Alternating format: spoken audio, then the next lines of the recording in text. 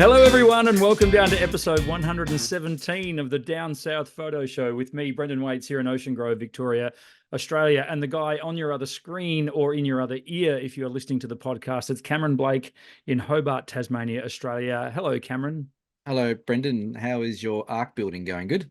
It's wet down here. We're recording this early in the week. It's Monday night. It's Easter Monday, as a matter of fact. And I was just saying to Cam off air, we haven't had rain here for about 3 months, but we're getting it all now.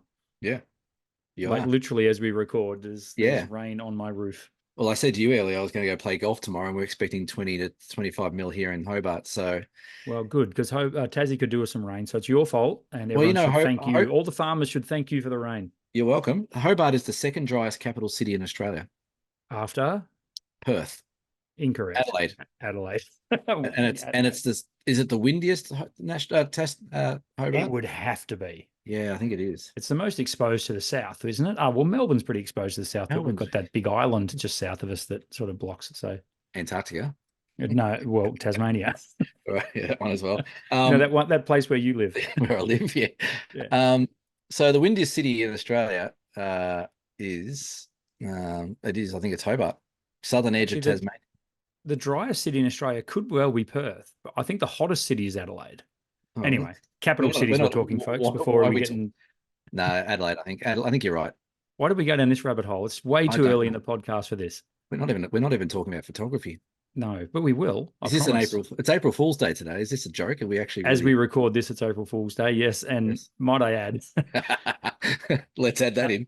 We were pretty active on social media today, and if anyone happened to capture, which I'll put up on the screen, everyone that happened to see that, thank you for following along. It was lovely. One was a true April Fool's joke. Yes. The other one was a mistake April Fool's joke. Well, that's true too. Yeah, that's right. I forgot about that one. Yeah. Dear. Yeah. Anyway, it was a bit of fun, and most people took it the right way. I hope so. Hey, have we hit 100 subs yet? 100? I hope so. 800? 800? How are you traveling tonight? You had a couple, are you right? Yeah. Maybe. We are on a wonderful 777 subs on the YouTubes at the moment. So thank you for everyone who's subscribed. Do you know you can like a video? You probably do, but anyway, there's a like thing just there. If you tick that, it does something. I don't know. YouTube likes us more. Something happens. Yeah, I don't know. If you like it, it does something. If you it adds it to people's algorithms and stuff. I don't know. I don't know. I think we get a lot of people watching. We've got more subscribers and watchers per episode, though, don't we? I think that we do, but apparently 48% of people who watch us don't subscribe. So work that out. So if you're one of those 48 percentage people, pull your finger out, press the button. Pull your finger out, literally, and press the button, or don't. You do you. That's totally fine. Yeah, we don't get paid either way, do we? No, that's right. Doesn't really matter. Yes. We're off to now, great okay. So backgrounds. I think it's my week to go first. I don't know. I may have put this one up on the show before, but that's clearly Scotland. I was absolutely not. I was scrolling back through. Sorry, there we go. I was scrolling back through some old photos that I took in New Zealand a couple of trips back. And I just love the lights in this photo, and it's done in the middle of the day, and it's probably even shot on my phone. I can't even remember, but man, this is called Teamart Peak, which is just near Napier. Well, Napier is way off in the distance there, and there's also a town like Hastings, Havelock North is all there. It's an awesome part of New Zealand, and not a lot of people get there because. You go to New Zealand, you go to the South Island, you go to where all the spectacular stuff is. I get it, but have a look at that for a landscape that not a lot of people would even know. That river that you can see in the valley to the right there, that is the Tuki River. Tuki River. And my brother's property is right on that river. So I'm very, very lucky to have someone living right there. So it is. It does look very much like Scotland. That's for sure. Speaking of Scotland. Yeah. Are you going to Scotland next year? This year I'm going to Scotland. You're going this year? Are you taking a tour there next year? I'm scouting this year. Fantastic. And touring next year. So I'm really looking forward to. I've got 12 days I'm there for. Awesome. I don't know. There could be a fair bit of drinking, I imagine. There'll be a little bit of golf. Yeah, I'm playing. I am actually literally playing golf the first morning I arrive because I'm the first night I'm excited by staying on a that. golf course. That's a I very can't exciting. wait for the live. It'll be evening for me, Yeah, it's 11 morning hours. for It's you. a big time difference. So I don't know how the family's going to deal with that. Not as big as Utah. No, Utah's good. Utah's 16 hours difference. No. Well, that's only 8 really. That's right, because it's so bad that it's good again. Yes, that's right. Well, when we were over there, it was really quite funny because I was there with five-star Dan, and every morning we'd wake up and we'd like, okay, let's get as much shit as we can get done before lunchtime because that's when everyone wakes up in Australia. And we started getting messages from the wives, the mates, what's going Yeah, on? Like, so we got everything done as early as we could. That was our time. That was Dan and Cam time. And perfect. then the rest of the day was all just managing messages and Facebook emails and things like that. So Yeah, nice. yeah, my Um, background. let's talk about your background, It's Cameron. not a landscape, but it's a choo-choo train. It sure is. So this is one of the steam engines on the West Coast Railway, well, Wilderness Railway in Queenstown, Tasmania. Why am I putting this up on a landscape show? That's a really good question. But I was lucky enough the other day to go out there and do a photo shoot there, because I am running in August 4 individual 2-hour workshops at this beautiful train station. That we're going to get access to the workshop, we get access to the engines. The engines, there's 2 of them. They'll be ready and raring to go. They'll be steaming. They'll be doing like steam dumps, and there's all these beautiful rail yards with reflections in water that we can get. So the tickets are on sale for that this week. So this will come out Friday. They go on sale tomorrow here, but they should hopefully be still on sale. It's the 2nd and 4th weekend of August, I think it is from memory. But you'll have to go to the West Coast Wilderness Railway website. We might put a link in the bottom of this as well. But I don't know. It was just a really cool excursion, and really, really good experience to get in there, and all the tools. It's just a classic sort of tool shop, and there's like steam engines and carriages and little side carts and all that kind of stuff. It was very cool, and probably one of the coolest things. They were restoring one of their old heritage carriages, and it's all built out of hew and pine. So all in the workshop, there's this massive wooden workshop with hew and pine everywhere and sawdust and stuff like that. So it was very, very cool to be there. So I just thought I'd share that on here for anyone who's a train spotter.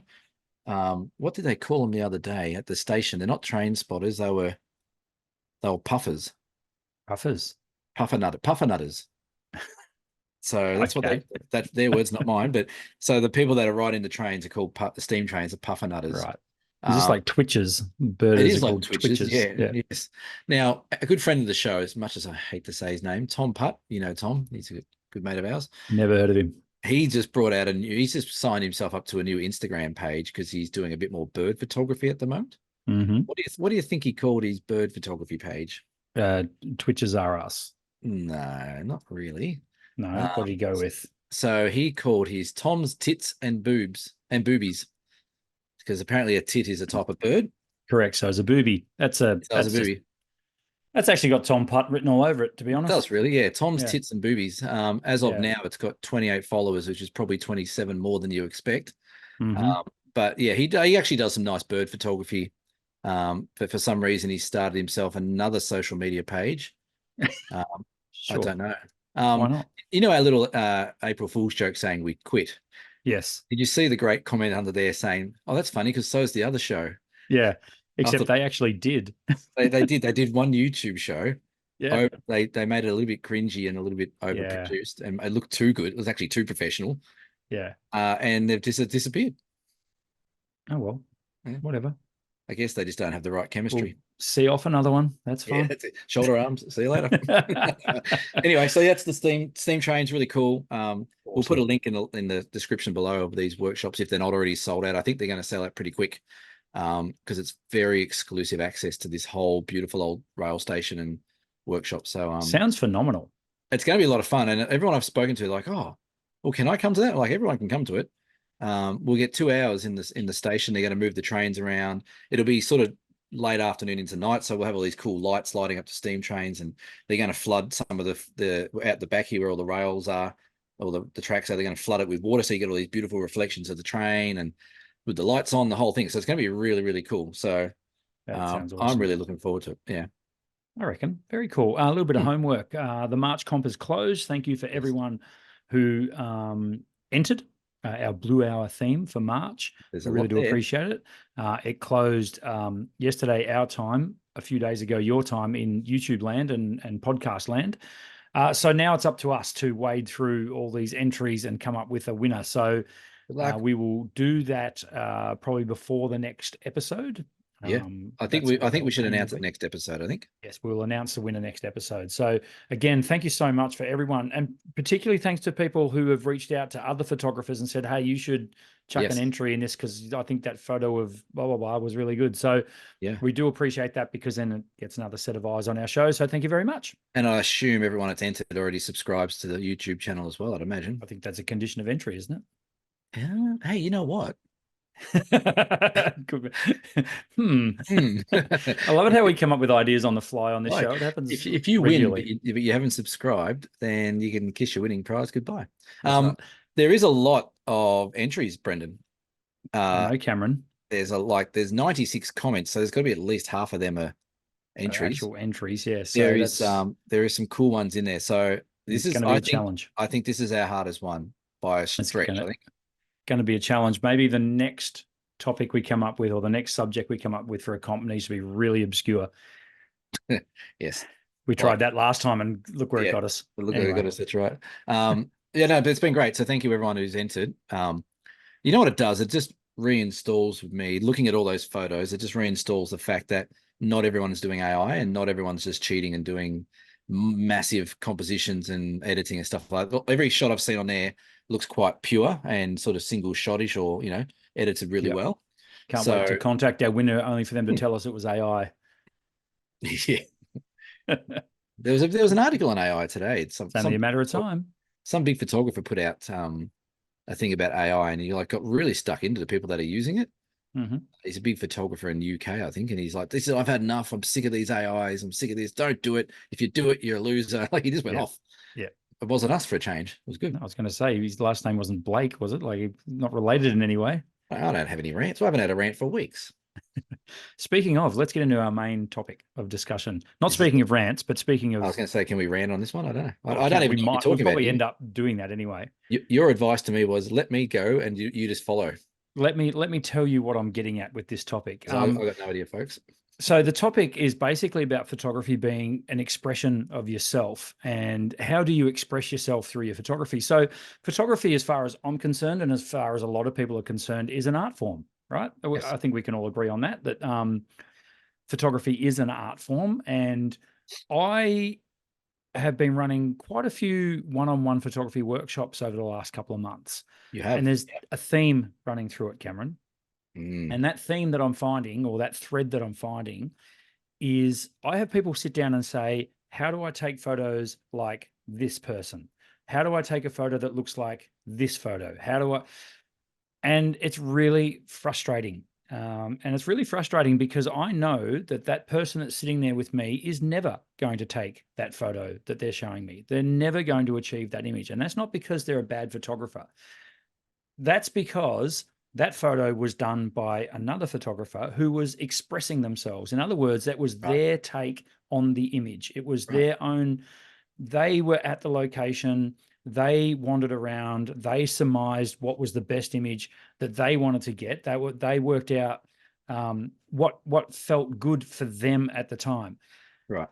That is impossible to reproduce, to replicate. You just cannot do that. So when I have people sitting there saying, I want to take photos just like XY, like Cam Blake, for example. No, I wouldn't. Name your photographer. Well, like Cam Blake, for example. Yeah. Well, it's not going to happen. It's frustrating for me because what people need to do is actually learn the technical side of things first. And it is a classic case of walking before you can run. And people just want to, and I get it because that's one good thing is that people are keen and eager to be able to take these photos. But the downside is they don't have the technical nous to do it, nor do they have the experience to do it. Right. And that leads to one thing: frustration.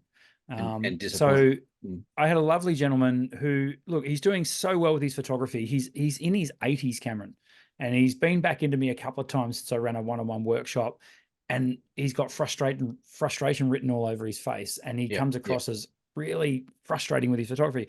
Yep. When we did the workshop and he walked out of the workshop, you could tell the penny had dropped. He was quite happy. He was like, good, now, okay, yeah, now I see what you're talking about. Then he's gone out to try and take a particular photo that he's seen someone else take and come back into me and just Yep. like, I can't take this photo. How come? Yep. I've got the same camera as him. I've been to the same location.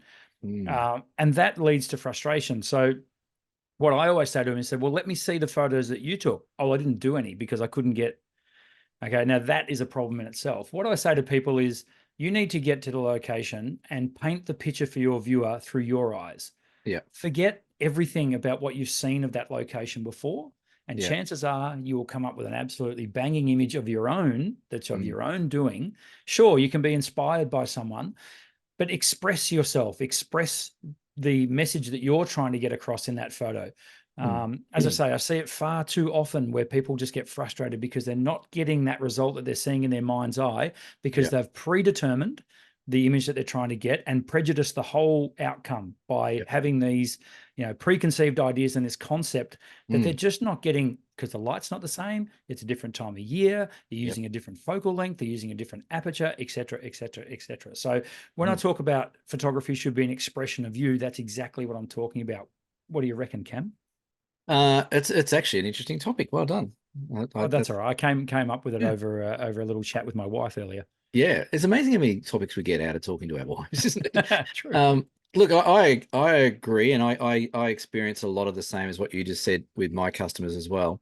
I think one of the biggest things that, and I think this is probably going to upset maybe a couple of our guests, but I think it's an older generation thing that causes this problem.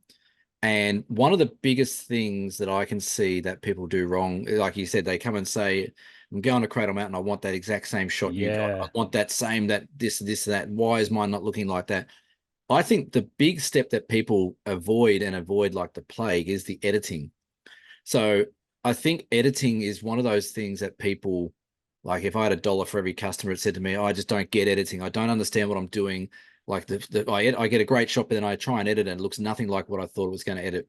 So along with what you said about understanding the technical side of things, what aperture does, compositions, time of day, all that kind of stuff. I think what lets people down the most with their disappointment is that they take it into Lightroom or Photoshop and they just fluff around and they really don't know what they're doing with their editing. And it's one thing that people always ask me on workshops, and it's a tricky one. I was just actually talking to a friend that I'm doing the macro workshops with, and we were going to put editing as part of those workshops in the macro workshops. But what we've decided to do is we're going to do like a pre-recorded editing session and put it out to these people, because in the field, if we go and do editing, you'll be there for hours trying to get everyone on the same level, because everyone can have the same technical photography knowledge or be at the same level, but put them in front of a computer and it's a dog's breakfast. Who knows what to use, how far a slider goes or doesn't go. And I actually think a lot of what I do, my expression, I think is done through my editing and not necessarily my shooting as such. I don't know if you feel the same about your work or not, but like I find I still struggle a lot to accept, and this is probably just my own self-doubt coming in, but I still find it tricky to accept that I've got a good eye. Or when yep, people say, oh, you take great photos, your photos are amazing. I sort of go, oh, maybe, I don't know. Like, oh, that's got so much emotion in it. I'm like, really? I didn't really feel yeah. emotional. And like, I struggle with that expression that you're meant to put in your photos when I'm taking the photo. But I find that when I'm editing, that's where I seem to get more of my emotion or my expression and what I want to try and portray. So I guess, yeah, it's tricky and it's something that's really, really hard to teach. It Um, is. and we live in the world where everything's instantaneous. Like, Yep. we want instant feedback. We want instant gratification. We want instant results. But again, like I say to a lot of customers, like I've been doing this for 25 years and I can tell you that in the first 10, 15 years, I was crap, like real crap, like crappier than you are now, so it's a process of how to shoot and how to get your expression, or I'd like to maybe even say, like maybe it's almost your theme or your like the feel that you put in your own photos, Yep. like that shot behind you of your mountain range. Like I can look at that and I could quite easily tell you that I could not tell you who took that, whether or not it was you or Ken Duncan or whoever. Like I look at that and say it's a beautiful photo, it's got some beautiful light, but I don't know who takes it. I find if you're doing really well with your photography, the expression that you put in your photos are ones that people can look at it and go, "Oh, that's a Brendan Waite shot," because Yeah, that's how all these photos feel and that's how they're sort of shot. Where what I find with a lot of customers is that they'll come in with 12 photos they've taken over the last couple of years and they'll all look completely different. Like they'll all be edited different. They'll all be shot different. They'll all have a different feel. And what I find is that people go through these stages of trying, like you said, trying to match other photographers. Okay, I love what Brendan does. I'm going to shoot like this. They do that for a month and go, oh, this is not working. Why does it look nothing like Brendan's? But Cam's look good. Let me try Cam's idea and try and do that. And I think it's something that people get trapped into. So yeah, definitely, it's a tricky definitely. one. But you're And right. Like, I yeah, think part of it is that these people that are particularly beginners, they don't get the feedback that we get, Cam. no, So, and that's a tough one because, and quite often, and this is sort of, I'm at pains to say, but it's true. Quite often, um, people, particularly older people, will take photos and they will show it to people at, and I'm generalizing, at the camera bridge clubs. club. No, no, they won't go to the camera club. They'll Oh go yeah. to the local bridge club, or they'll go to the golf club, or the, you know, a Mm, club that they're a part of, yeah. and they'll show these photos on their phone. And what do they hear? Oh, that's wonderful. Oh, that's Yes. fantastic. That's Yep. such a great photo. Yep. And yes, okay, to a certain degree, they probably, and these people that are seeing these photos probably do agree that they're nice photos, Yep. but these are people that really don't know anything Yeah. about photography and don't have a clue. So, you know, they sort of get this false economy of Mm, greatness, where and it's actually not very yeah. good. And I start, I never have I ever put negative comments under people's photos on Facebook and said, Yep. oh, that's, it doesn't happen. It actually happens really rarely. Yeah. And I it's the quite same. like, because everyone's in this echo chamber, right? Where, oh, you're Mhm. such a good photographer, blah, blah, blah. Right? Yeah. I quite like, there's a couple of pages out there where you can actually go and ask for dead honest critique. And Flickr used to be one of those places Yeah. where you could say, no, hit me where it hurts. I want to know because I'm trying to learn. To Yeah. me, that's invaluable compared to But is it though? showing Mavis down at the bridge club who's just going to go, oh, what a great photo. But this is where I think there is a fundamental issue in photography across the board, because I disagree with what you say. Because if you take it to on the Flickr and say, here's my shot behind me, this is what do you think? You'll have 50% people say, oh, that's great. You'll have another 50% go, oh, it could be okay, or you should have done this, you should have done that. Who's right? Who's wrong? No one's right, no one's wrong. Well, You because of take what I said right at the very top, and that is yeah, photography is an art form and yeah, art is in the eye of the beholder. And I yeah. understand that. Well, this is I do where understand that. I reckon, and then you take it to the bridge club and you'll get, the old guys down there playing bridge and oh, that's a lovely photo. That's a lovely photo. But you know why? Because they probably think it's a lovely photo. Yeah. So I think there's a fundamental issue in photography where every photographer there out there these days who is learning the craft, maybe not the ones that have been in it for long enough, but the newbies or the people that have been shooting in the last 5 years of their life, they are shooting for the wrong reason. They are shooting to try and impress others. Yep. And what they should be doing is trying to impress themselves. Yep. And I can tell you now, I had a turning point in my photography career where I went down the exact same road. You would have done it. We've all done it. Where you go, you put enter competitions. So that didn't get anything. Okay, I'll shoot like Peter Eastway. See what happens. No, that didn't work. I'll shoot like Christian Fletcher. No, that didn't work. I'll shoot like Tom Putt. Oh, that didn't work. I'll shoot like, you go through all the names of the great landscape photographers and get nowhere. And like the failure is people, as soon as I started really know it, I said stuff awards and stuff Hmm. trying to impress what other people think. And I just turned my thoughts and opinions of what other opinions were and just shot for my own enjoyment. I still learnt things, like I still took in what you taught me or Glenn taught me or whoever it might have been. I still took all those things on board, but I blocked out a lot of the what do other people think of my photography and just Yeah. focused purely on getting nice shots at nice places at nice times a day.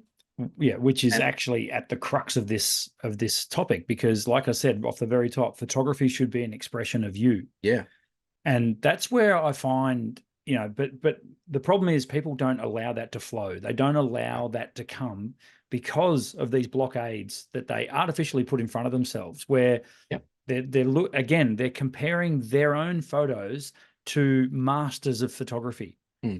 All right. So I think that's No, joking. that's yeah, and like Peter Eastway, yeah, who in my opinion is Australia's greatest landscape photographer. yeah. Hope Hey, he listens to the show. Hit what us about up, Pete. what Come on about the that show. What about that Peter guy in Tassie? He was Well, pretty good. He can't. He does not listen though. no, he doesn't. But I mean, I'm a Peter Eastway fanboy. Yeah. Thanks for throwing me completely off, No, you're by the right. way. Yeah, No, but what I'm yeah, getting at here is that, and you're exactly right, what you said there. When you started to forget about what other people were thinking and you started to, I would argue what you did was you went out, you were out in your environment and you expressed yourself yeah, with what you were saying. And that might sound airy fairy and artsy fartsy, but it's true. yeah, I find when I go, particularly on my own, to a location, and the conditions happen to be really good for photography, that is when I'm at my best. Is when but is that an expression of yourself, yeah, or 100%. is that like? See, I would flip that and say that if I go to a place and everything's going perfect, light wise, composition, I don't see that as an expression of me. I see that as an expression of nature. Yeah, Yeah, but but the way I shoot it. yeah. So, But and I you're can, capturing nature though. You're yeah, capturing light. I can count Doesn't on mean one hand the yeah, times when that's happened and I've been in the zone yeah, in my photography and felt an emotional attachment to the landscape that I'm yeah, shooting. yeah, And every single time the images were awesome. yeah, I was stoked with what I achieved. yeah, They're photos that I still sell on the regular. Which is, I'm lucky like that, and so are yeah, you, and so are people who sell their photos for a living, because we actually have a physical gauge yeah, when artwork sells, and so, well, artwork being photos, when they sell regularly, you're onto something. You've done yeah. something right, Yeah, that's right. Yeah, So, we have that gauge. But people who put the cart before the horse and look at the end result and try and achieve that, I'm sorry, that's not going to get you anywhere. You want to, by all means, you've got to be in these locations and plan your trips and everything that we talk about ad nauseum on this channel. But I live for that moment. I still do. I still live for that vibe, that feeling where, I came very, very close to it on the Three Capes walk. yeah, And don't take this the wrong way, Cam, the company was brilliant. But had I been there, had I walked out that 4.5K on yeah, my own for that sunrise, and I think it would have been one of those moments, right? yeah, yeah. Agree. Yeah. Yeah. So We had some guy screaming on the edge of a cliff, ruining it for yeah, I everyone. know. I know. I kind of ruined the whole Yeah. but So yeah, do you know where I'm coming from? And yeah, to yeah, me, I actually felt that I probably didn't quite get in the flow zone there for two reasons. One, we were under time constraints. yeah, We only had those hours there. That was it. yeah, yeah, We couldn't come back the next day, so that placed a bit of pressure on.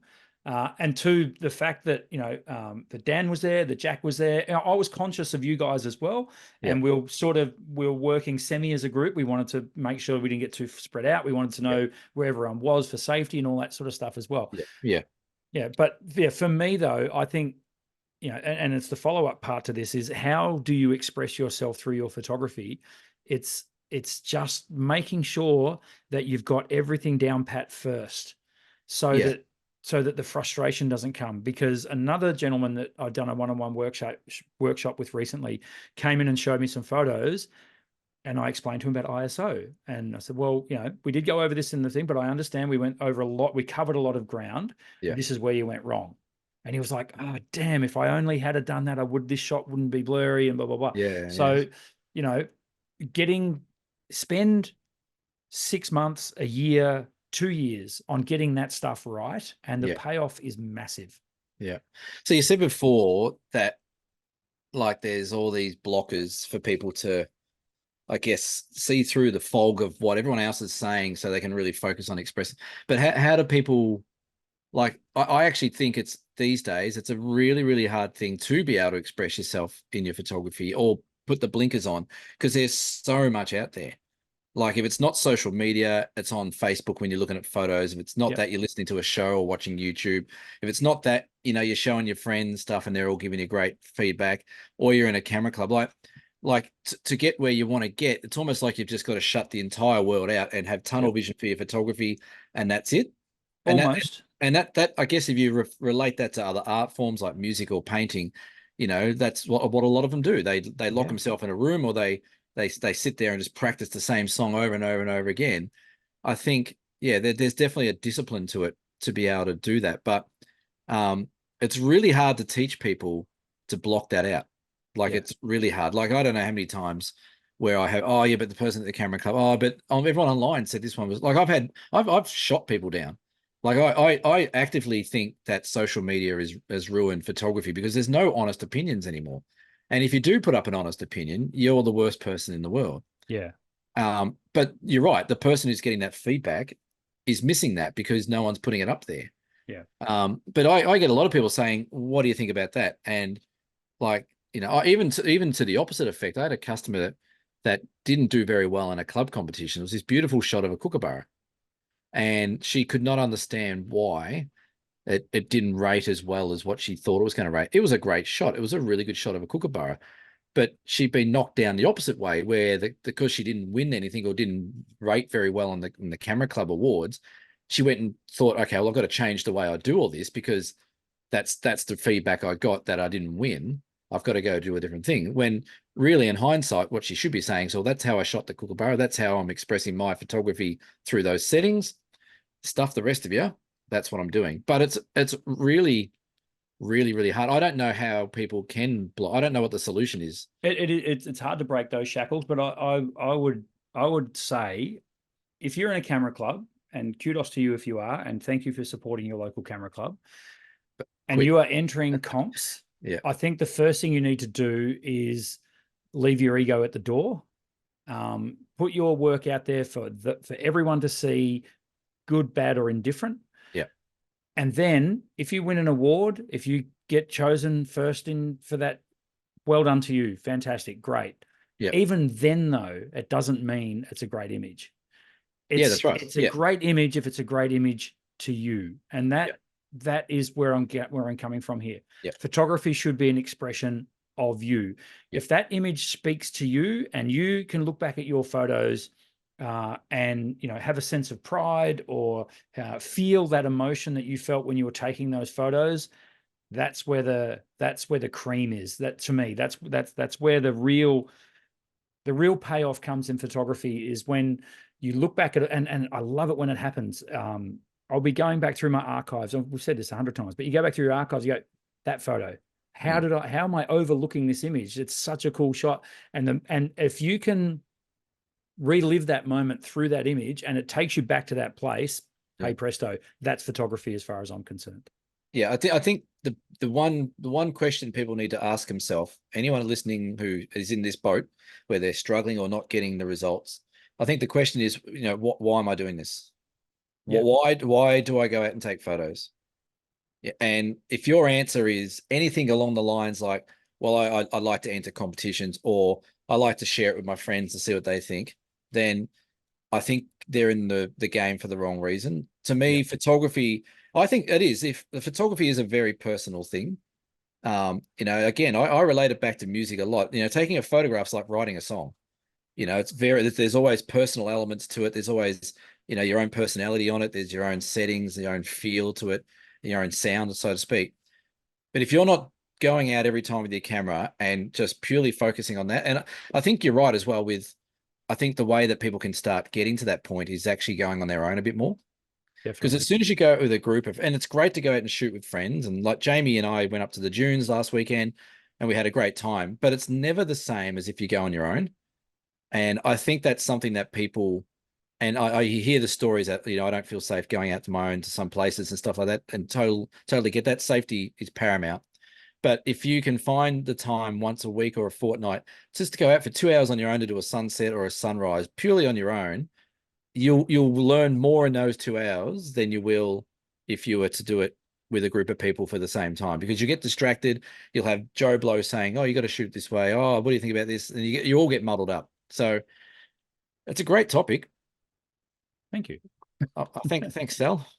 Yeah, it was Yeah, it's really interesting, and it sometimes it might be me talking to myself, because I do sometimes shoot for the wrong reasons. So yeah, case in point, so here on the Bellarine Peninsula, my best-selling images are generally the beach stairs that go down here at Ocean Grove. This, all the stairways that are still very well maintained by Barwon Coast and looked after, and Point Lonsdale Lighthouse. So when I've got a good sunrise or a good sunset coming, they're my two go-to locations. I need to challenge myself more.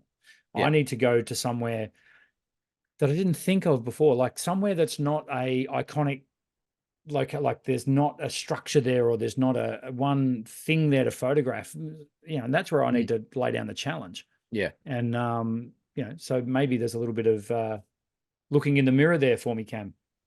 Well, yeah, and I think a lot of things that we do talk about are somewhat a reflection from what we do anyway. Yeah.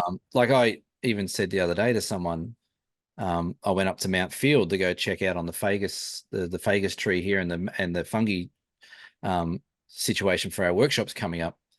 But I don't go out and shoot anywhere near as much as I used to before my business sort of took off a bit. I used to go out all the time. That's why I've got an amazing portfolio of Tasmania, because I did the thousands of kilometers I did on my own. Hmm. And some of the best photos I've got have all been on my own. They always are.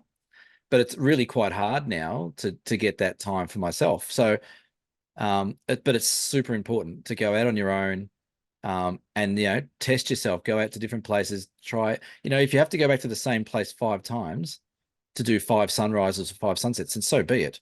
Yeah. But what you'll learn in those 5 visits is a lot about light, a lot about composition, a lot about your own camera, weather systems, the whole lot. It's like what you learn is invaluable.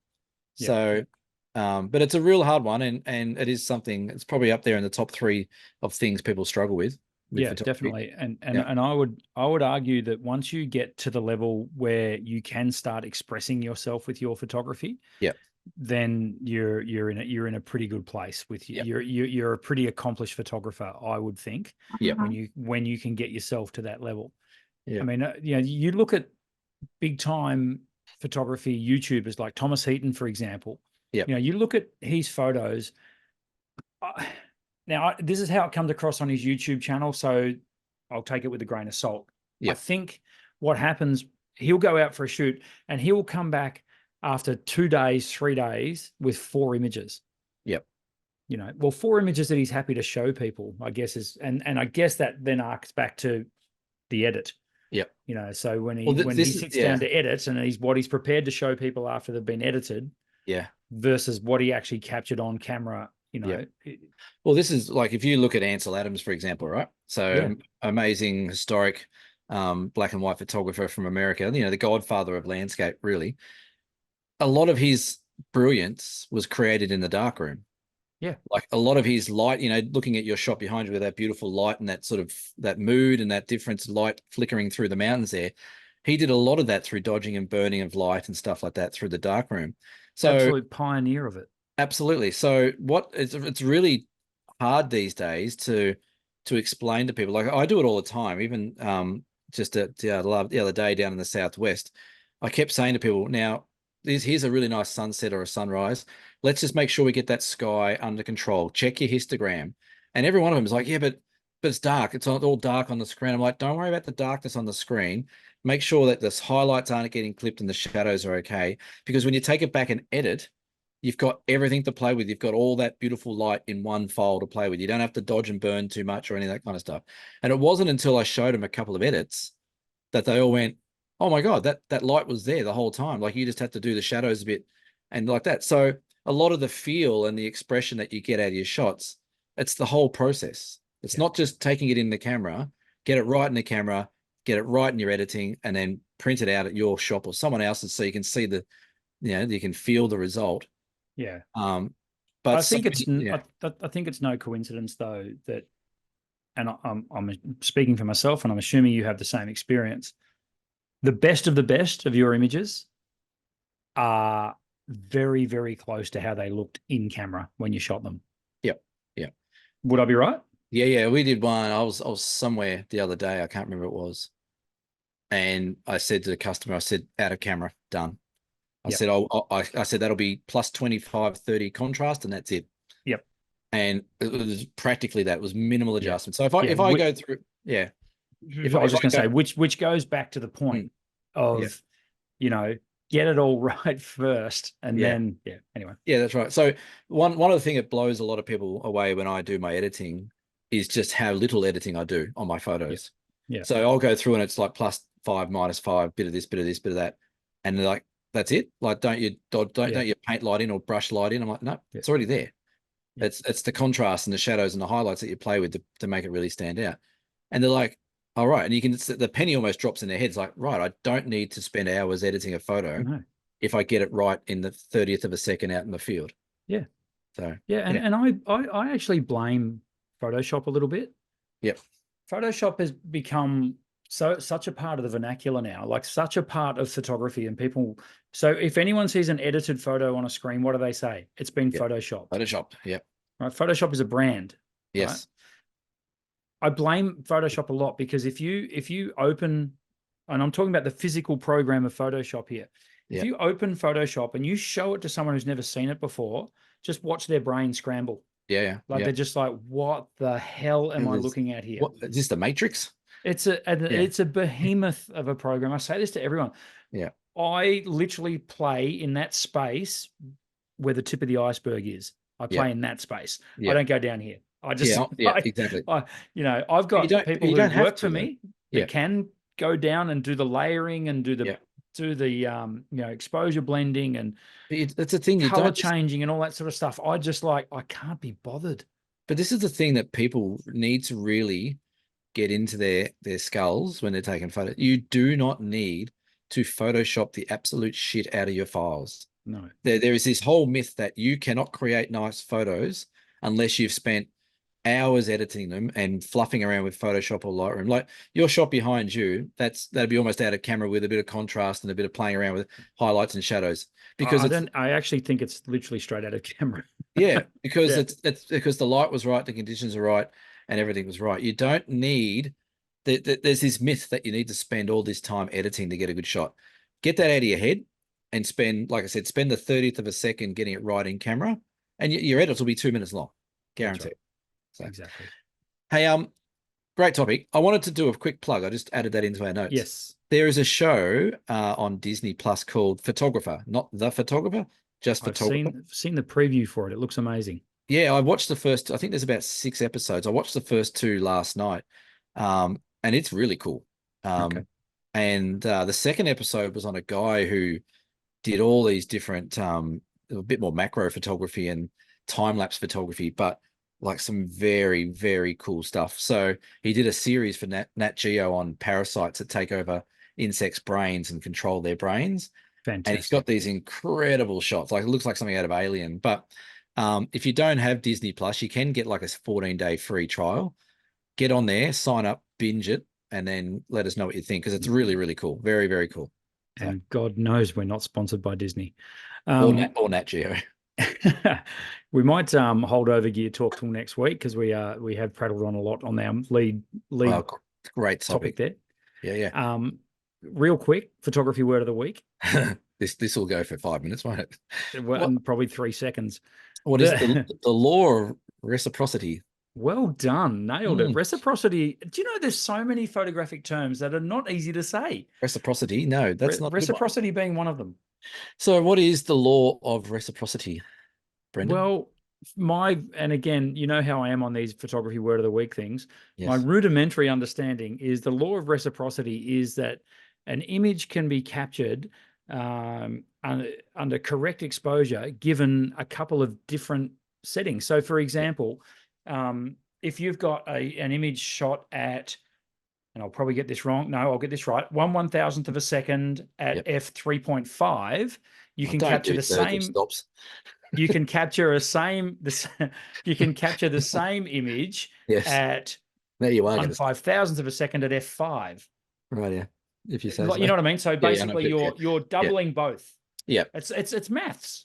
It is maths. Science, photography is the only art that's a science, and the only science that's an art. It's very cool. Oh, I love it. I love that. That should be on a t-shirt.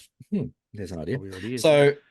So what it is, there's an equation. Exposure equals intensity times time, which is how much light you get in and how much time you let it get in for, and that gives you the exposure. So the equation expresses as a reciprocal relationship between the intensity of light passing through the lens and the duration that that light is permitted to fall upon the image sensor. So the law is the relationship between the intensity of and the time to equal your exposure. So you're right. If you do a shot at, whatever it is at 2.8 thousandths of a second, blah, blah, if you do it at this, it's the same intensity or the same time and intensity of light coming through onto that sensor or film. So, it's an interesting term, but then it does evolve further with, like I was saying before off air, the reciprocity failure, which is when you let too much light come in onto a sensor or mainly on a film, and you have failure of the chemicals to collect that light correctly to make the exposure. That used to be a big deal when you were shooting Velvia film. Definitely. And on each packet of film, it used to give you how much time before the reciprocity failure kicked in. That's right. How much intensity and how much time for that exposure. You basically couldn't overcook it. You couldn't overcook it because the chemicals would be overcooked by the light. That's so, right. It's the equation that expresses the reciprocal relationship between the intensity of light passing through the lens and the duration that light is permitted to fall upon the image sensor. It demonstrates that you can achieve equivalent exposures by varying both the aperture and shutter speed in inverse proportion to one another. Given that their reciprocal relationship, we can make the following statements. Well, here we go. Do you want me to read that out? If you decrease the light intensity, exposure time must be increased proportionally to produce the same total exposure. And if you increase the light intensity, exposure time must be decreased proportionally to create the same overall exposure, and so on. So we're literally talking about it's the relationship is the same, and it's reciprocated. Hence, reciprocity. I like That's it. That's right. It is. It's a good one. What people need to know, hang on, what people need to know with that is that if you do change things, there's some things that will fundamentally change the look of your photo. Your exposure value will be fine, but your depth of field might change. Correct. Or your movement might change and things like that. Yes, that's right. So your exposure might be, in inverted commas, correct exposure. Yes. But the depth of field will be different. Yes. Exactly. I like it. Dear Cam. Is this a dear Cam or a horror story? It's both. We have well, I guess it's a dear Cam about a horror story. it's a horrible dear Cam. G'day, Cam and Brendan. Always gets read out if you add the Brendan part. If you want to, you can use this as a dear Cam or a photography horror story. There you go. There you go. But I won't mention the actual name of the business I'm talking about. This sounds scandalous already. I like this. We're getting sued already, aren't we? Yep. My wife recently was talked into buying a photo shoot package for our daughter who recently had her second baby.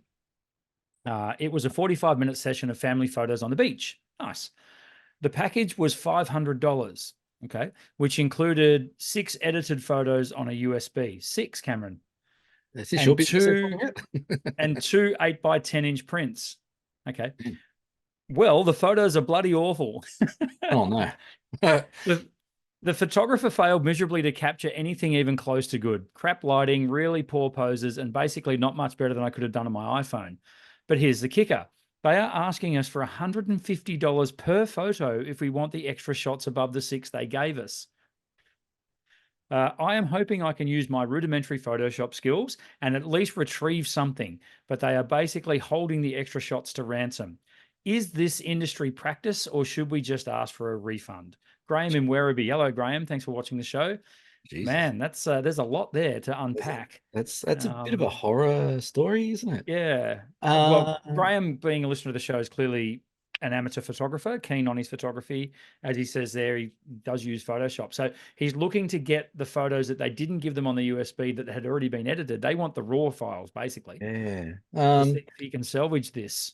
Look, it's a tricky one. I would go down the line of first discussing with them that they're not really happy with the results. Just say, look, honesty is going to be the best policy. Yeah, look, it didn't really achieve what we thought it was going to achieve. The photos we're not really happy with. Happy to pay, but we don't really think they're worth what you like. You don't want to come across like a cheapskate saying, "Oh, they're crap photos. Give me my money back." it might mean, given the question, it might mean that he's already done that because he says they're asking for us for $150 per photo for the extra shots. So, So mate, they've I'm already, sorry, Graham. We don't know if you've already done that, but so they've already, maybe he's already paid the 500, got the 6 shots, and they're that's crap. what. Yeah, I And then think he's that's what's like, happened. show us the rest of them, and they're like, we'll Yeah. give you 100. See, if I was the photographer and I was confident that my work was okay, Yes. I would say to Graham, you're a pain in the ass. Here's all the files. Don't come back. Right. I would give him all the raws and be done with it. I'd keep him happy and move him on and say, Yeah. okay, you Yeah. weren't happy with them. So maybe I don't call think, him a pain in the ass then. well, maybe, but if it was me going this way, if I was confident in my work and I'd given the job the quality that I expected to, and they came back and said, oh, they're terrible. We want to see all the images. And I've had this a couple of times with wedding photographers, Right. wedding photography. I had a couple who came out from Singapore, who booked me in to go do a shoot at Cradle Mountain, and then I did all the shots, did everything exactly, did everything exactly as per the contract. And then they said, oh, we're really good at Photoshop. Can we have all the raw files? I went, well, that wasn't the deal. Oh, yeah, but we don't really like what you did. I'm like, oh, that's the first I've heard of it. And they went back and forth. And I went, you know what? It's probably more my value just to say, here's your raw files. Go away. I don't want to see you again. Do what you want. But here's the disclaimer. Those raw files are now yours, and you editing them is not a reflection of my work. And that I want that's in writing. That's completely fair enough. It's fair enough. With Graham here, I don't think they should be charging you $150 per photo No, for the that's extra shot ludicrous. above the 6. Um, that's BS. $150 a photo. Um, yeah, it would sound to me like maybe they're not the greatest business going around. Look, reading between the lines, what I see, what I take out of that is they're asking for $150 per photo. They ain't got any other good photos. Well, they They've might. basically priced him out of, you know what I Well, mean? I think what happens these days as well, and some of these portrait photographers and wedding photographers, they're almost backyarders. They're part timers Oh, or there are whatever. too many of those. There's no Yeah. question about that. So maybe that's maybe what they are, and they're like, well, I'm going to try and make as much money out of this guy as I can. Yeah. But it just doesn't sound like a good business model to me. Like I'd be No. trying to work with you, Graham, and say, okay, what's the problem? Maybe I can re-edit them differently, or maybe maybe we can do this, or maybe here's a section of low resolution files of all of them. You tell me which ones you like better, and I'll go re-edit them for you. Like try and keep it in house without giving your work away. Yeah. But having said that, I'm sure Graham's a wonderful person and a great listener of the show. He Yeah. may unsubscribe after this, but Graham might be a pain in the ass. I don't know. He might be real high maintenance. I'm not too sure. So I don't know if you know. Graham, I don't know if you know Graham or not. Graham's taking this the right way, I'm sure. Okay, good. So Graham's not a maybe pain in the ass. yeah, right. Maybe that's the other thing. But I guess if you look back, pull it all apart, $500 for a package, that's not cheap for a couple of hours No. session, most likely, For and yeah, two and for prints. two, hey, don't forget the two 8x10 prints. Well, they're $6 each or $4 each or something like that. Yeah, at certain establishments, not mine. Not yours. So yeah, I don't know. I'd be going back to them and trying to maybe just say, try and get on an even playing field where you can say, look, we're not really happy with how the photos looked. Can we have a look at the other ones that you did and ask you to edit another 6 for us? And we'll pay you $150 for another 6 or something like that, but per photo. Yeah. Um, the other option then, is it industry practice? Probably not. You could ask for a refund, but I think Yeah, that's just you're well within your rights to ask for a refund and give all the photos back. yeah, I think but that's that yeah, that's fair, but that's going to get messy. The other thing you could do, Graham, is just go and do a bad review. yeah. Ooh, Oh, 1-star review on Google, that gets their that's attention. right. Would not recommend. What would you do, Brendan? This is more probably a little bit If in I your were Graham, wheelhouse. Yeah, I'd just ask for a full refund. right. I mean, that's to me, well, I mean, look, I'm sure Graham's wife had the best of intentions, but it sounds to me like she was roped into something that, Yeah. she probably didn't do Did they enough buy? Did research they on, buy? Did they or buy it at the supermarket, a shopping center, I've got a feeling it might be. at a I think table it's, outside one JB of those Hi-Fi? ones where they Yeah. set up and you see the nice photos and some of Well, them that's aren't even that. theirs. And If he was going to ask for a refund, what I would do if they have a website, I yeah, would go and take some screenshots of the nicest photos they've taken off the website, that's and, right. and send them an email and say, "Here's a lovely shot of X child, not Yeah. ours. compared to the ones you gave us. We don't think they're comparable to the Yeah, quality you offered. that's right. Yeah. Either your false advertising, you had a bad day, which everyone does, Yeah. or you Oh, give us well, something maybe that's a compromise. yeah, You had a bad day. Let's do a reshoot. let's do a reshoot. Um, again, I don't want to insult Graham, but maybe the baby's really ugly. I don't know. There is like I did a baby shoot the other day, actually. That I'm sorry, Graham. well, it's turning into a horror answer. Poor Graham. Um, He but didn't come like here for this. I did a shoot the other day of a mate's baby, and they're a great little family, cute little family. But what like the boy, he was tricky. Like he was mucking around, Yeah. and Yeah. it's hard to sometimes if you've got a kid that's out of control at a really bad place with really bad lighting, and like it is pretty hard to get it. But most of the time you can rescue that through your editing, like we've sort of said before earlier. So I'd be going back and saying, look, they've obviously said they're not happy, so they've obviously got a price that it's 150 per photo. They maybe have gone too far to get an answer out of this. So maybe just go and say, look, we're not happy. We want a refund. They should, give the photos back, they should offer you a refund of that. Maybe less their time, perhaps. Like, because they have gone out and taken the photos and edited them. Maybe they give you 50% back. I don't know. But it sucks. It sucks when you get to a situation like that. But yeah. Oh well. Yeah. There you go, Graham. I don't know if we've solved your issue, but we've given you a little bit of advice there. So we haven't solved it, but we've certainly insulted him. That's right. Sorry, if Graham. you would like to be insulted, send us a Dear Cam question. You can send it to us below, or you can hit us up on our website, Facebook page, all those sort of places where you can jump on and say good day. If you would like to end your photography career, send through your files and we will definitely just pay out of them. That's right. God, no, it's a tricky one. But anyway, all in good fun, Graham. I'm sure Cameron, maybe that lovely. photographer was just trying to express themselves. Maybe, just maybe, that photographer was just shit. I'd say so. Now I'm looking below the Dear Cam and I'm seeing a big space. Yeah, there is a big space, but that's not because it hasn't happened. Okay, all that's right. because I've been. That's I was been going to say, because I'm lazy. Do you need me to stretch for a little while you no, find the beer donations but for this week? There is a bit of a surprise in here. When did we do our last episode? We did our last episode. Our last episode only went out 4 days ago. So when did we record it? We recorded it 6 days ago. Let me have a look at the calendar. This is very this is very important.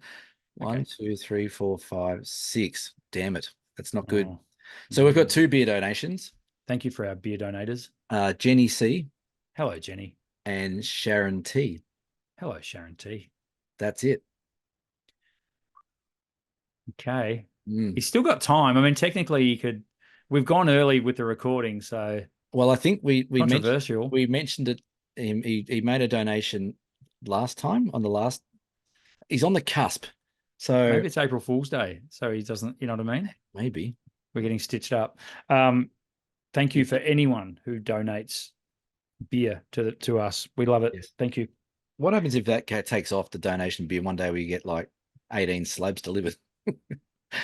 Well, we invite our very, very favorite listeners and we have some fun. Yeah, it will be fun. Right. Right, that's it. That's the podcast. Cameron, what have you got coming up? Nothing. Great. I'm off to Adelaide on Wednesday, so I'll be in Adelaide when this comes out. Take your own food because nothing's open. On a Sunday, nothing's open. After 4 o'clock on a Saturday or Sunday, there's nothing open. Right. Well, luckily we're heading back. We'll be back in Victoria on Saturday, so that's okay. I'd pick something up at Bordertown if I was you. On the way in. On the way in. That'd be cool. Radelaide's, that's a lovely town. I love Radelaide. Oh, I'm so looking forward to it. I get to do a road trip with my beautiful daughter, so that's always fun. Looking forward to doing that and getting to watch some football and gather around. That'll be cool. Yes. My mob are flying the flag okay at the moment. It's very early in the season. That'll all change very quickly. Yeah. And then I'm in Tasmania the week after that, Cam. Shit, are you down here? Can you believe it? What are you down here for? No idea. I'm just going. I'm running a workshop with some other dude. Is he going to rock up? I hope he is. No, that'd be good. I'm looking forward to that. That's going to be huge. I am pumped for that. I think everything's. I've got the bus booked. I've got the accommodation booked. Then that's all you need to do. You're here. We're good. That's right. I'm booked. My flights are booked. It's fine. We're playing golf. Hey, can I do a massive shout out? Like huge. Like we love shout outs because no one listens this far. So go for it. The biggest shout out this show's ever had Oh gosh. to the Tasmanian Jack Jumpers Oh, well done. who won the NBL final against Melbourne United. They sure Uh, did. they've only been in the league 3 years and they've won a championship already. Came down Massive. to the last 3 seconds, a half court shot from Melbourne, missed. I was watching. It was crazy. It was amazing. They've had a big welcome at the airport today. They've been to the My State Arena and had a big fanfare thing there.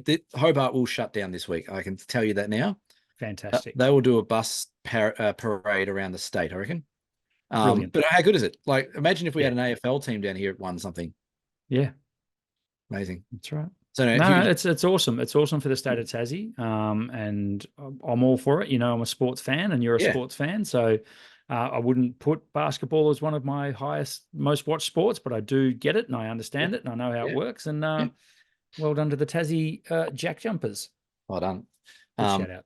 It was good. So well done to them. That was actually probably the first time I think I've been really proud to be a Tasmanian. There you go. In that sphere. Another 15 years and you'll be a local. No, 1,500 years maybe. Wow, that's old. Yeah. All right, we done? I think we've crapped on well enough. You're not to say toodaloo this week, by the way. Oh, really? Why not? I don't know. It's sort of like rock, paper, scissors. What's he going to play next? Yeah, I was going to say toodaloo. I don't know what to say now. Thanks for listening, everyone. We will catch you for episode 118 of the Down South Photo Show next week. Bye for now. Sayonara.